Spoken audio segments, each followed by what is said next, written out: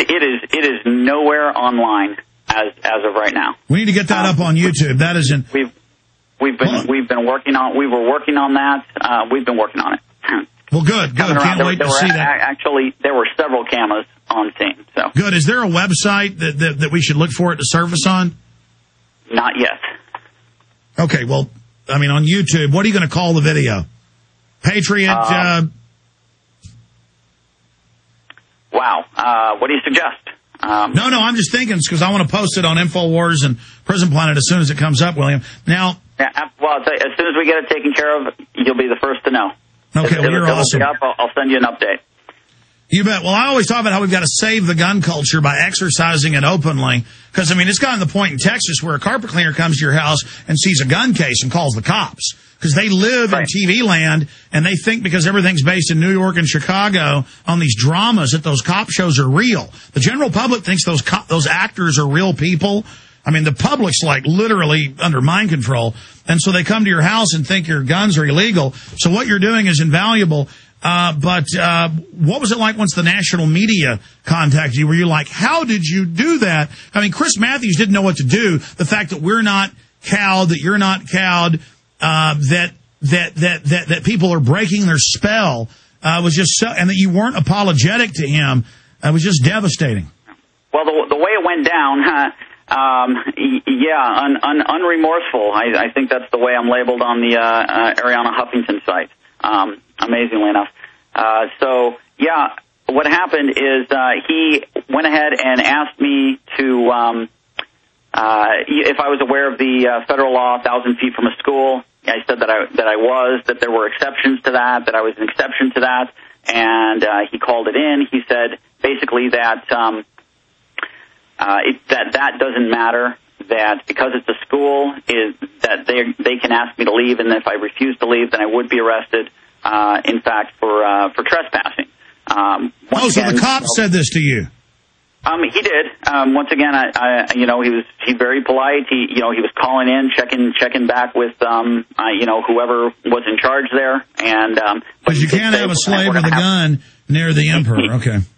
Well, he did say we're going to have to move you 1,000 feet, and this is where things just got really amazing, because I said,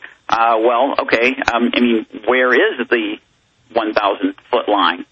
And he didn't know, so he got on the phone and started trying to find out. Meanwhile, there's been such a ruckus that these news agencies are starting to come up and talk to me.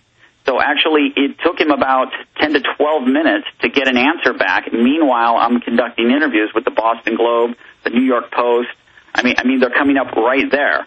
And so he comes back, and he says, well, we're going to ask you to move down to the end of the block, past the barricade. And I said, well, that's more than 1,000 feet. And he's like, well, I don't really know where the 1,000 feet is, but that's what we're going to ask you to do. And he said, I can't even tell you if I would arrest you if you refuse to do that, because, he was clearly not wanting to arrest me, and he wasn't going to do so unless ordered to by higher-ups is the impression that I was getting. So at this point, I had to make a judgment call, and I was undecided as to what the right thing to do here was. At that time, he got a call on his cell phone, and who exactly it was, I'm not 100%. I believe that it was the police chief who came through and said that apparently right maybe 30 feet from where I was currently standing when this whole incident started, that there was a church, and that church was private property, and therefore I would be all right there. So instead of pushing the 1,000-foot permit issue, I just moved over, and that's where I stood through the rest of the event. Well, the issue here is we've been trained by the police that we can't have our rifles in our cars. There's no law. They'll just beat you in the head with a club and find something to take you to prison for. We have to teach them that's illegal and criminal.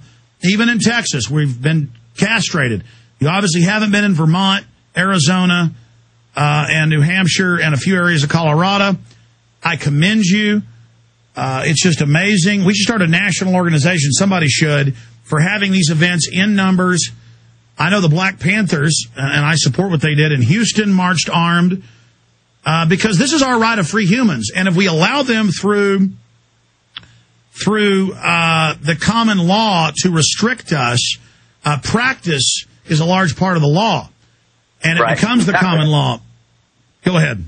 Exactly, and you're absolutely right. And I lived in Arizona. I came from Arizona, and I moved to New Hampshire as part of the Free State Project to work to achieve liberty in our lifetime. And New Hampshire's not Arizona's not a half bad state when it comes to gun laws, right? But they started doing they were one of the first states to go with the real ID. We had Governor Napolitano, and I saw what was happening in New Hampshire, and I said, that's the last bastion of freedom. This is where the nanny staters don't want to be, right? We have to. Don't want to be babysit. This is the state that has no state income tax. It's the last state that has no seatbelt laws. It has no mandatory insurance. I mean, there's so many things that the live free or die state, the spirit of the locals, they live that way. Yeah, we have to make it the custom again. We have to practice and exercise these freedoms, or they atrophy and die, to the point of now you got to hide your guns with repair people in Texas because they think they're illegal and they want a bounty. The billboards everywhere say report illegal guns, show a picture of a revolver. The moron public doesn't know that. And so thank God for you. Millions of people yesterday all over international TV learned that, wait, you're allowed to have a gun? And so maybe when I have an exterminator in my house, he won't go call the police on me. I just saw the headline coming out of England where apparently I'm labeled a gunman. And interestingly, in some of the articles that I've read, I'm labeled a loner. So I've been labeled a loner and a gunman, but so far not a lone gunman. So we'll see if that maybe you fire magic bullets that can shoot through 2 or 3 people through a bunch of bones and metal and not be damaged. Maybe you're like the Lucky Charms leprechaun that you hop around like the Fighting Irish with gold coins shooting out of your mouth. Stay there, Mr. Kostric. I want to get a few final comments from you. Maybe have you up for a full hour in the near future. You're a very interesting person, and New Hampshire sounds like a better and better place to live.